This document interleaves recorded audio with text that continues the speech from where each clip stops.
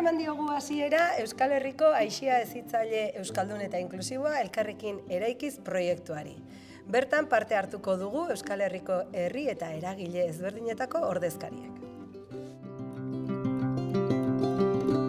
UESitik gure ekarpena izango da ikerketa egitea, eta ikerketan aztertuko dugu mugaz gaindiko saretze horretan errazten, laguntzen eta oztopatzen dituzten gakoak.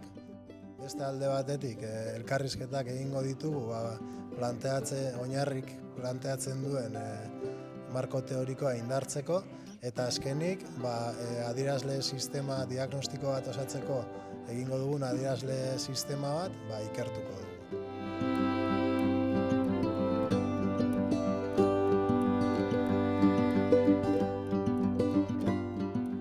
Urtean zehar, hainbat aldiz elkartuko gira, eta ekainaren 6an bukatuko dugu proiektu hori pixka bat, azken topaketa bat antolatuz denak iparraldean.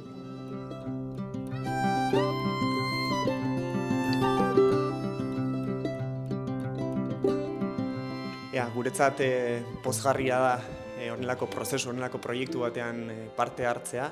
Azken finean, hezkuntza ez formalari eta aisia berari behar duen garrantzia ematen zaiolako, eta gure ustez herria bera da herri hezitzaileak sustatzeko erraminta nagusia, eta zer hobea baino ez, Euskal Herri mailan herrien arteko lanketa hau sortu, elkar ezagutu, gure aliantzak sendotu eta noski elkar ikasteko.